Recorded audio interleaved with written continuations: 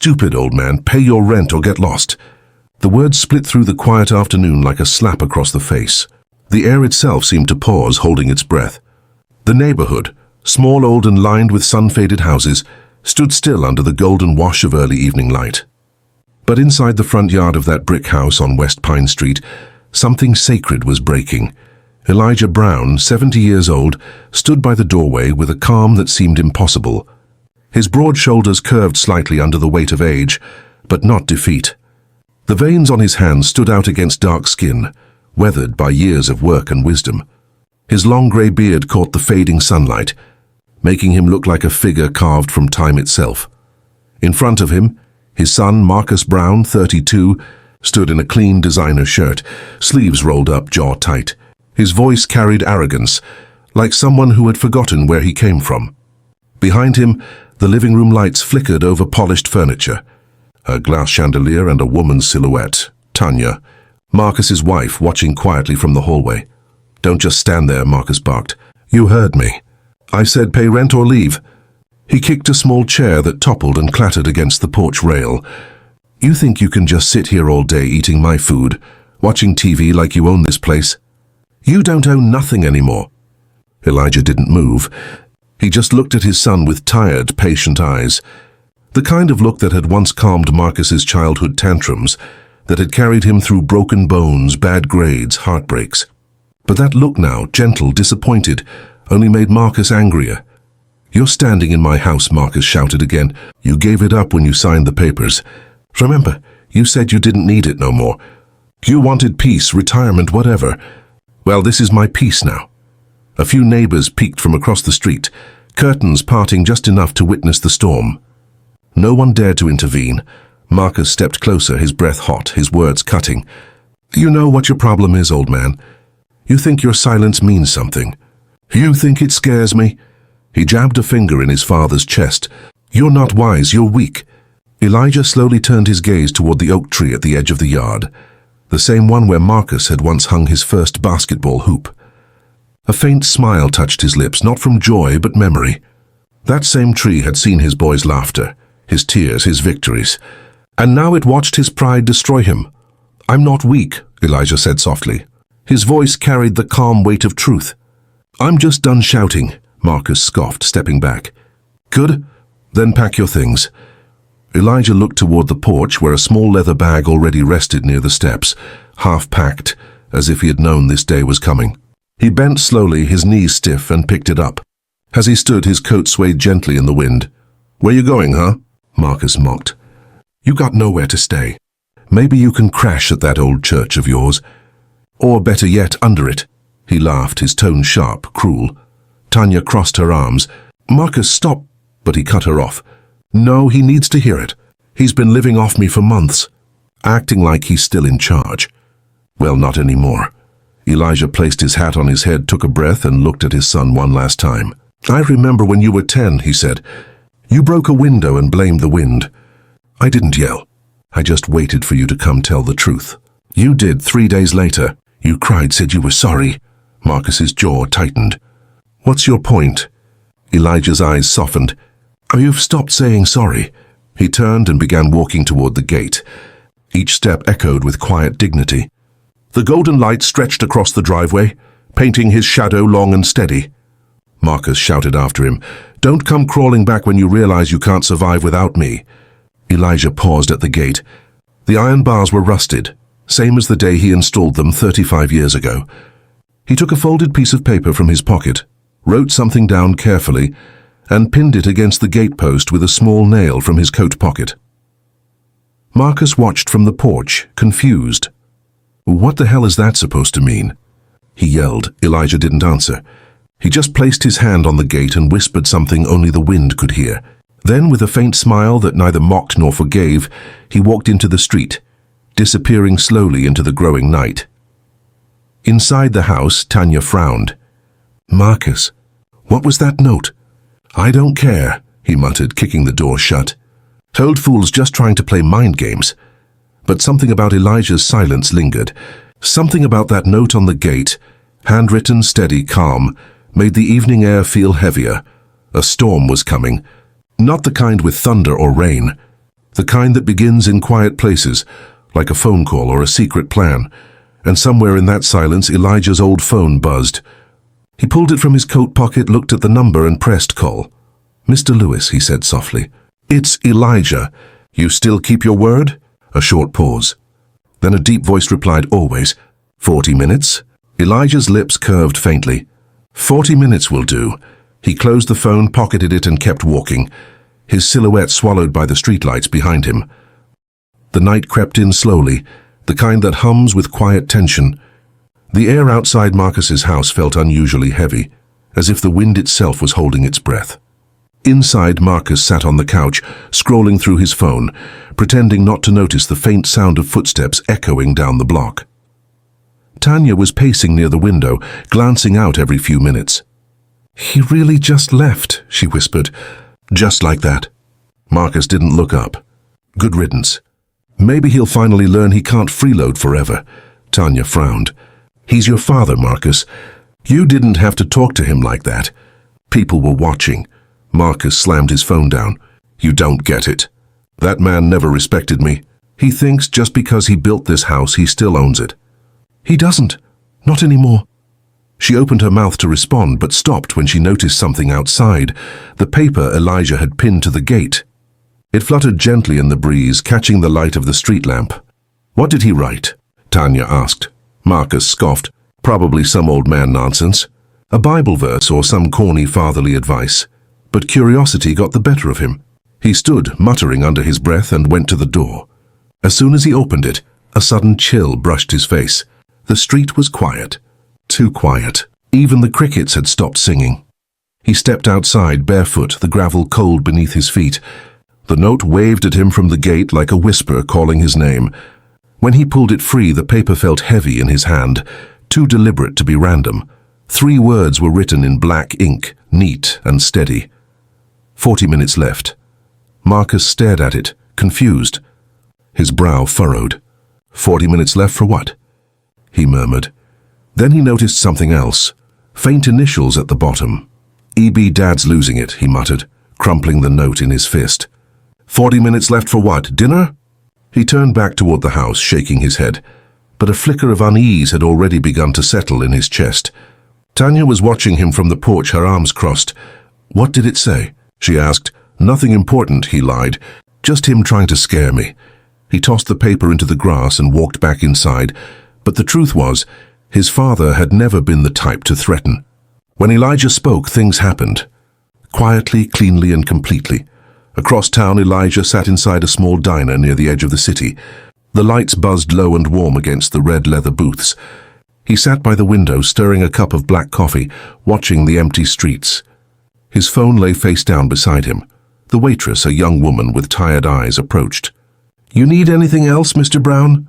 He smiled faintly. "No, thank you, sweetheart. Just the coffee." She nodded and walked away. Outside, a black SUV pulled up across the street. The engine idled for a moment before a man stepped out, tall, dressed in a charcoal suit, moving with the kind of quiet confidence that came from power. He entered the diner, scanning the room until his eyes found Elijah. He walked over and sat opposite him without a word. Elijah didn't look up. "You're early, Mr. Lewis." "I try to be," the man replied. His voice was calm, professional. "I got your message." Elijah nodded. "Good. You still have access to the property papers?" Mr. Lewis slid a folder across the table. "Right here. Your son never changed the secondary contact after he took the deed. You're still listed as guarantor. 1 phone call, 1 transfer. His ownership suspended until further notice." Elijah's expression didn't change. He didn't gloat, didn't smile. Just nodded. "Do it quietly. It'll trigger some notices," Lewis warned. "Maybe a few visits." "You sure you want to go this far?" Elijah finally looked up, his eyes steady. "I gave that boy everything. He needs to learn the cost of pride."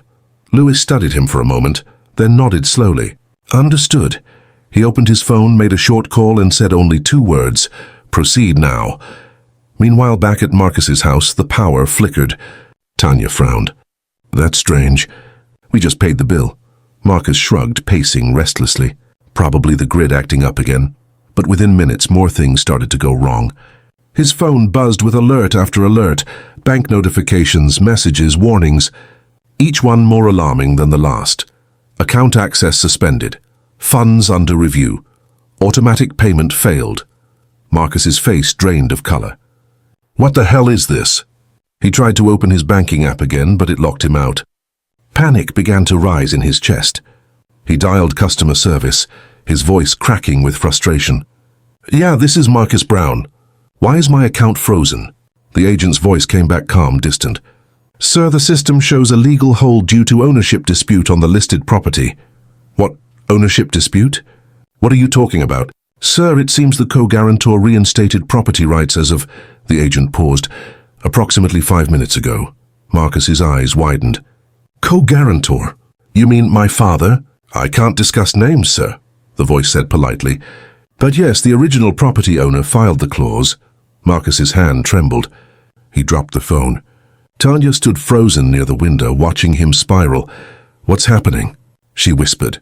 He turned toward her slowly, his breathing shallow. He did something. I don't know how, but he did. Outside, the streetlights dimmed.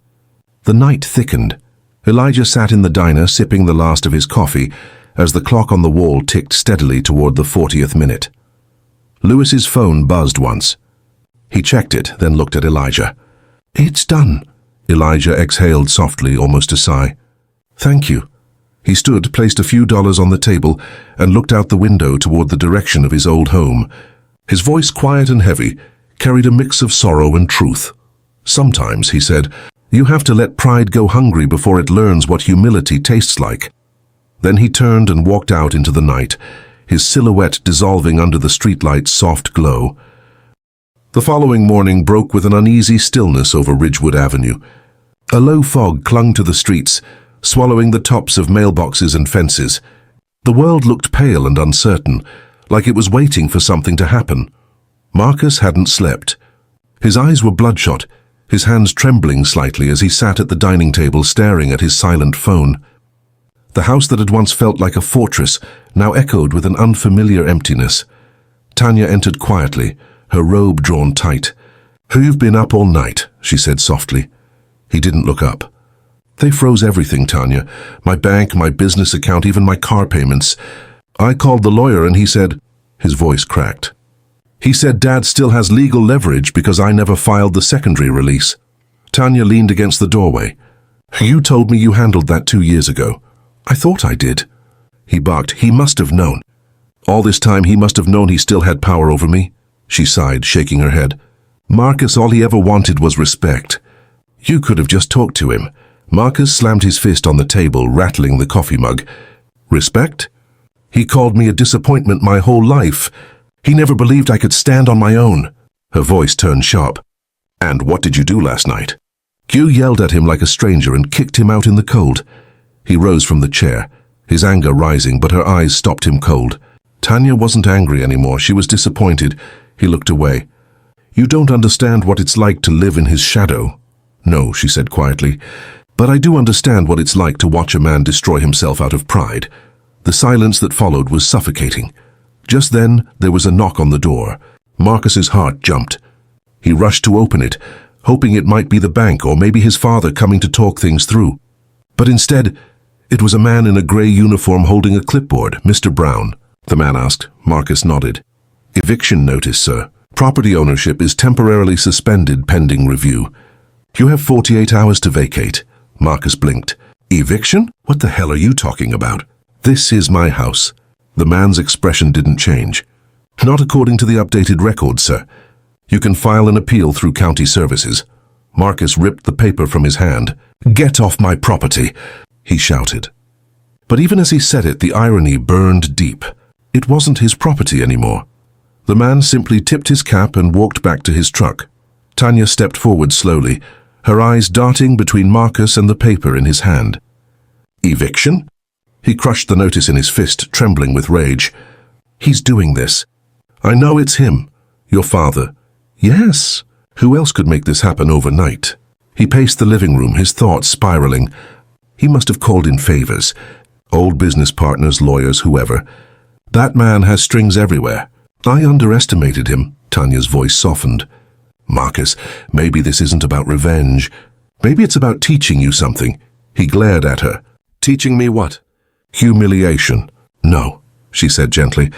Humility. He turned away, but her words lingered like smoke.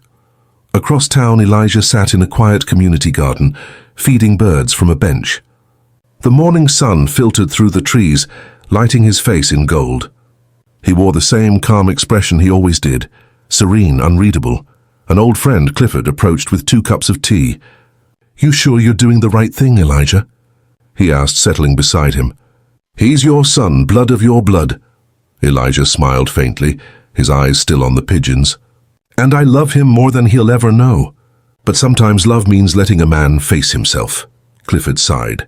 "He's a grown man, Elijah. Maybe he just needs more time." "Time's the only thing I ever gave him," Elijah replied softly. "And all he did with it was build walls between us." Clifford nodded slowly. "You've got your piece." "But does he?" Elijah didn't answer. He just took a slow sip of his tea. Back at the house, Marcus's world continued unraveling. By afternoon, the power was cut. Tanya sat quietly with her arms crossed, saying nothing. The silence between them grew wider, heavier. Marcus paced, muttering to himself. He planned this. "Every second of it," Tanya finally spoke, her voice trembling. "Marcus, go talk to him, please, before this gets worse." He froze, her words echoing inside his head. The thought of facing Elijah again filled him with both fear and shame. But the weight of everything, the bills, the humiliation, the loss finally broke him. He grabbed his jacket and stormed out, his face hard but his eyes burning. The drive to Elijah's small apartment on the south side felt longer than ever. When he arrived, the air smelled of rain and distant traffic. He knocked once, then again. No answer. Finally, he turned the handle. The door creaked open. Inside was a humble one-room apartment. Simple furniture, neatly arranged. A Bible sat open on the table beside a steaming cup of tea that was still warm. But Elijah wasn't there. Marcus's heart pounded. "Dad?" He walked inside slowly, his voice trembling. "Dad, are you here?" Silence. Only the ticking of a clock filled the room. Then he saw it, a small folded letter pinned to the wall near the door. It was addressed in neat handwriting. "To my son, Marcus." His hand shook as he unfolded it. "Son, this is not punishment. It's a mirror. You told me to pay rent in a house I built with my own hands. I'm only reminding you what that roof truly costs, not in dollars but in respect. 40 minutes of silence taught me more about you than 40 years of fatherhood. I hope one day you learn the peace that comes after pride. Your father." Elijah Marcus sank into the chair, the letter trembling in his hands. Tears he didn't know he still had burned his eyes. The quiet around him grew louder, an unbearable, echoing kind of silence that pressed on his chest. For the first time, he realized it wasn't the house he was losing. It was the man he had pushed away. Outside, a light rain began to fall, washing the dust from the streets. In the distance, Elijah walked beneath an umbrella. Heading toward the church he volunteered at every Sunday. His face was calm, but his eyes were distant, filled with both ache and grace. He didn't look back because sometimes letting go was the only way to bring a soul home. The night returned heavy and hollow. The city lights blurred behind streaks of rain on Marcus's windshield as he drove aimlessly through the streets, Elijah's letter lying on the passenger seat. Each word in it replayed inside his head, a quiet echo that gnawed at the edges of his pride. "This is not punishment, it's a mirror." He pulled over by the riverbank, killed the engine, and sat there in the dark. The sound of rain against the roof mixed with his ragged breathing. The reflection of his own face in the window startled him, tired, haunted, broken in a way he hadn't seen before. For years, Marcus had imagined strength as control, as power, as the ability to stand above others. But now all he could see in his reflection was weakness, the kind that comes from never learning to bow. He punched the steering wheel once, hard, and shouted into the emptiness, "Damn it, old man, why couldn't you just say something?" But even as the anger spilled out, it sounded small, childish, hollow. Because Elijah had said everything, just not in words Marcus wanted to hear. Meanwhile, in the soft light of a quiet chapel on the south side, Elijah knelt at the last pew. The church was empty, except for him and the faint sound of an organ practicing in a distant room. His hands were clasped tightly, his long grey beard resting against his folded fingers. He whispered, "Lord, teach him to see what I couldn't show him." The pastor, an old friend named Reverend Caldwell, walked over and sat beside him. "You've done all you could, Elijah. The rest is in God's hands." Elijah exhaled slowly. "It's strange, Pastor.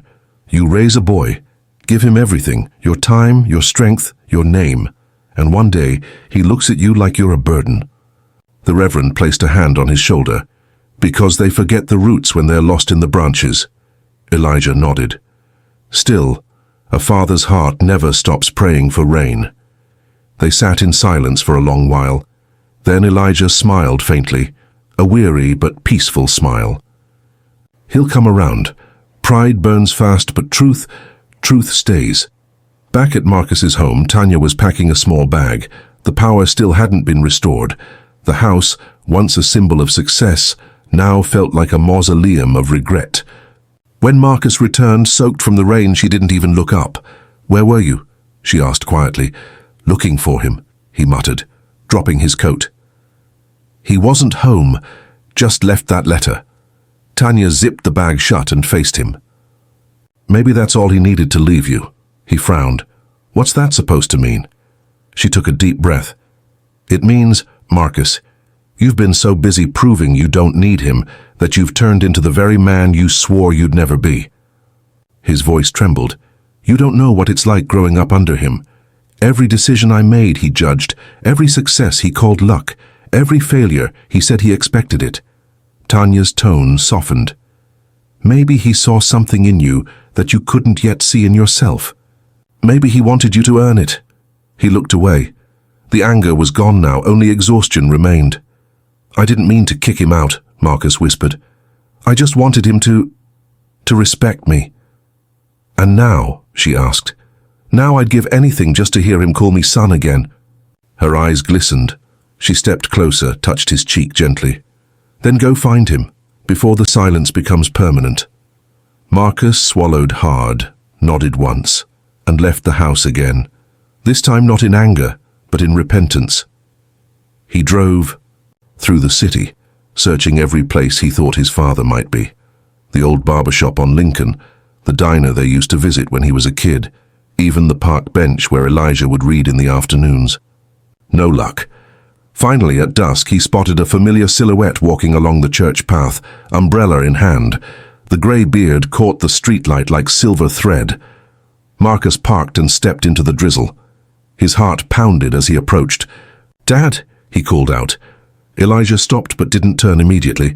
When he did, his expression was calm, though his eyes betrayed a deep sadness.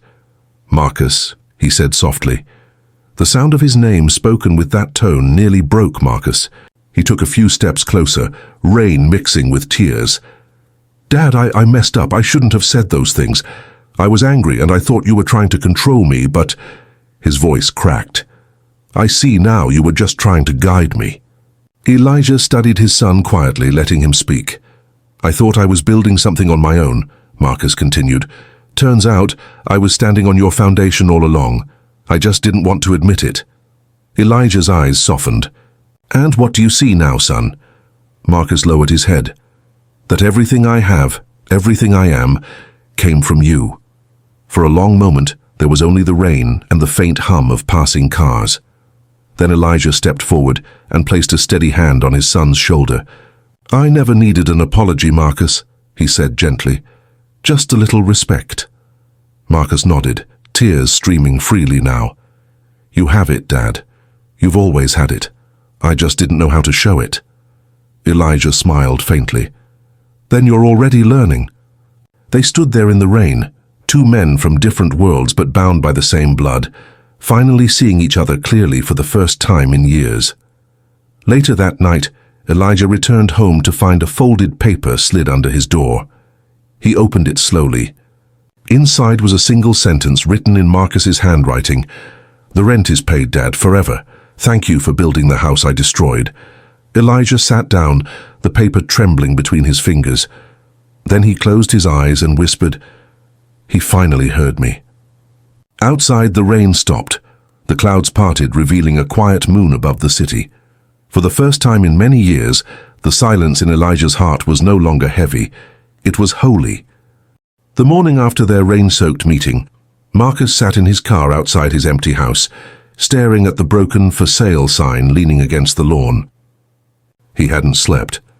The echoes of his father's calm words had replaced his anger with something worse, understanding. He stepped out slowly, eyes scanning the property he once bragged about, the brick walls, the manicured hedges, the steel gate that once kept his father out. Now everything looked smaller, hollow, stripped of meaning. He unlocked the door and entered. The air was stale. Boxes were half-packed. Tanya's clothes were gone. On the kitchen counter lay a folded note. "I can't keep living in this storm, Marcus. I hope you find peace. Tanya." His throat tightened. He leaned against the counter, gripping the edge until his knuckles turned white. The silence in the house pressed against him like a punishment. In the corner of the room, the old family portrait, the one he'd once thrown on the floor in anger, still lay cracked in its frame. Elijah's calm face looked back at him through the fractured glass, beard silver, eyes gentle. Marcus bent down, lifted it carefully, and brushed away the dust. His reflection mingled with his father's image in the shards, and for the first time he saw how much he looked like him. That afternoon, Marcus drove to his father's old neighborhood, a quiet street lined with oak trees and small porches that smelled of barbecue smoke and evening rain. He parked outside Elijah's modest brick house. It was the same home Marcus had refused to visit for years, calling it a relic of poverty. Now, it looked like the only place that still carried truth. Marcus hesitated at the gate, remembering the last time he'd stood there, shouting, waving his hands, demanding his father pay rent.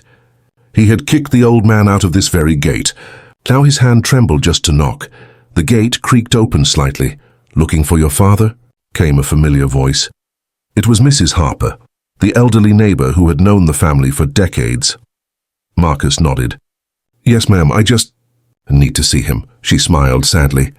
He went out early this morning. Said he had something to finish at the community center. "You know he volunteers there now, helping the kids with job training." Marcus blinked. "He still does that?" "Every day," she said proudly. "That man never stops giving, even when people take everything from him." He swallowed hard. "Thank you, Mom." As she went back inside, Marcus turned toward the gate again. A small envelope was pinned there, fluttering in the wind. His name was written on it. He opened it, hands shaking. Inside was a single line written in his father's careful handwriting. "When a man forgets who taught him to walk, life will teach him how to crawl." The words hit like a blow. Marcus sank to his knees on the pavement, tears mixing with the dust. Later that evening, Elijah sat in his modest office at the community center, finishing paperwork for a new project, a charity initiative aimed at helping struggling families pay rent. The irony wasn't lost on him. He looked at an old phone lying beside him, one with a cracked screen, the same one he'd used that night after Marcus threw him out. That call had not been to the police or a lawyer. It had been to Mr. Lewis, a longtime business partner who still owed Elijah a significant favor. Elijah had once owned part of the company Marcus now managed, something Marcus never knew. Years ago, Elijah had quietly signed over temporary rights to his son, hoping it would help him build independence. But when Marcus kicked him out and demanded rent, Elijah realized something painful. His gift had become his son's pride. That night, Elijah's single call had reversed everything. The ownership transfer revoked, accounts frozen, the company's shares restored to their rightful holder. Justice had come quietly, through a pen stroke and a father's foresight. Meanwhile, Marcus was learning what it meant to lose control. His phone buzzed endlessly. Messages from his assistant, his bank, his lawyer. Accounts frozen, contracts revoked, his name removed from corporate files. He stood in the middle of his empty living room, papers falling from his trembling hands. No, this can't be happening," he whispered. Then he noticed the same numbers scribbled on the corner of each document, 3 digits, repeated again and again. The same 3 digits Elijah had once used to sign his letters. It hit him like lightning, the note on the gate. The one he had ignored, the one that held everything. Marcus staggered to the couch, breathing heavily. He remembered his father's last words before leaving. "The difference between a house and a home is respect. Son, he finally understood. He buried his face in his hands, sobbing. The same man who once mocked tears as weakness, now broken by the silence of the one he'd wronged. At that exact moment, Elijah stood at the window of his small office, watching the children he'd been mentoring laugh and chase a basketball across the court. The sound brought a faint smile to his lips. There was something redemptive in the chaos of youth, something that reminded him that all pain, even betrayal, could plant seeds of growth. He whispered quietly, "He's learning." Then, as if carried by instinct, he reached for his phone and typed a single text. "Son, if you ever get tired of crawling, the door's still open." He didn't hit send yet. He stared at the message for a long while, then finally pressed the button and locked the screen. Outside, thunder rolled in the distance, not menacing but cleansing. The storm was not punishment anymore. It was renewal. The next morning dawned pale and cold. The sky hung heavy with low clouds, and the city seemed slower, quieter, as if even the air carried the weight of unspoken truths. Marcus woke on the couch, his clothes wrinkled, the living room littered with crumpled papers and empty coffee cups. His phone buzzed weakly, one message from a number he hadn't saved but knew by heart. "Son, if you ever get tired of crawling, the door's still open." He stared at it for a long time, fingers trembling. There was no anger in those words, no triumph, no gloating, only a door. And the realization that he had built every wall between them himself. He stood, moving slowly toward the window. Outside, the world looked grey, just as it had the morning he threw his father out. Only now the roles were reversed. He was the one standing behind glass, shut out from peace. Marcus whispered to himself, "He didn't destroy me. I did." Across town, Elijah prepared for his morning walk. He moved slowly, as he always did, his steps steady but deliberate. He tied his long grey coat, adjusted his wool cap, and slipped the same worn notebook into his pocket, the one that held his life's plans, business contacts, and quiet secrets. Inside it was one letter left unfinished, a letter he'd started years ago, meant for Marcus, to be read only when his son finally understood the difference between success and value. He paused by the door and looked around the small house.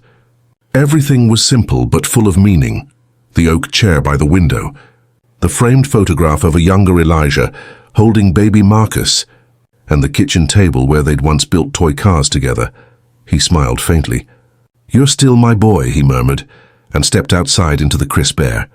Meanwhile, Marcus drove through the city again, directionless, haunted. His once expensive car now smelled of rain and regret. He gripped the steering wheel and whispered, "Just face him, go back." "Say it."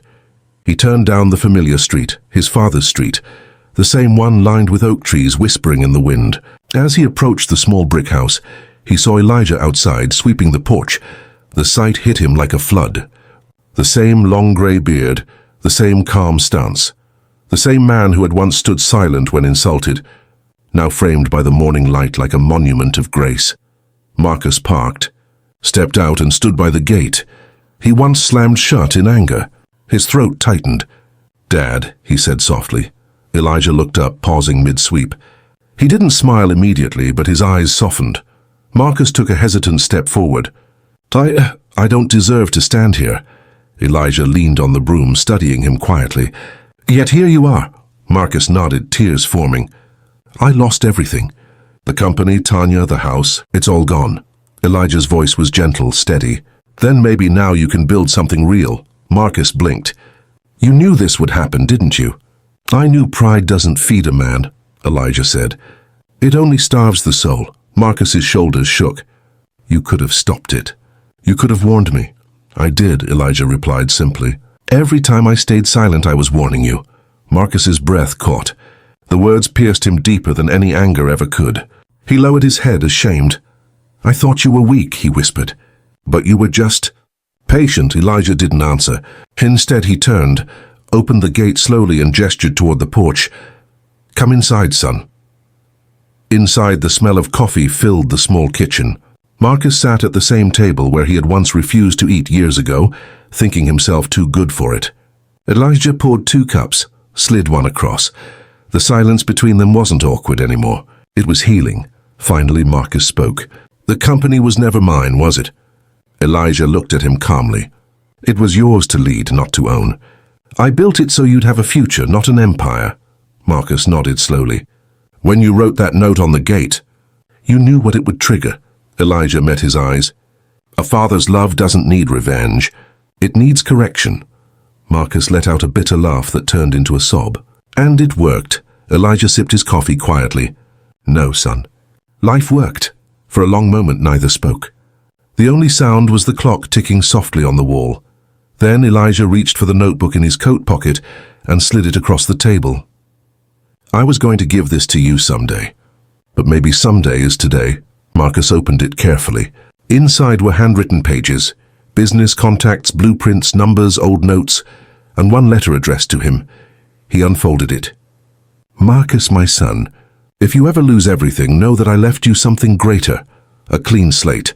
The man you become after losing pride is the man you were meant to be. Marcus's eyes blurred with tears. How you never gave up on me. Elijah smiled faintly. A father never does. We just wait for the noise to quiet down. That evening they walked together to the community center. Children ran past, laughing. Marcus watched his father interact with them, gentle, patient, respected. It hit him then how much his father had already given back to the world, while he was busy chasing approval from it. He turned to Elijah. You really are something else, Dad. Elijah chuckled softly. No, son. I'm just an old man who learned when to speak and when to stay quiet. Marcus nodded slowly, the lesson sinking in deeper than ever. And I'm the fool who had to lose everything to hear it. Elijah placed a steady hand on his shoulder. Then maybe losing everything wasn't losing at all. The two men stood there, side by side as the sun dipped below the horizon. No apologies, no speeches, just quiet understanding. The wind carried the faint sound of children's laughter across the court. Elijah turned toward his son one last time, eyes glinting beneath the fading light. You know, Marcus, he said softly, sometimes mercy looks a lot like consequence. Marcus looked back at him, and for the first time truly saw his father. He nodded, voice breaking. And sometimes silence says everything. That night, as Elijah sat alone on his porch, the city lights flickered in the distance. His long beard shimmered under the porch lamp. He closed his eyes and whispered, Justice delivered, peace restored. Then he smiled, not out of victory but out of grace. The old man's silence had spoken louder than any shout could have.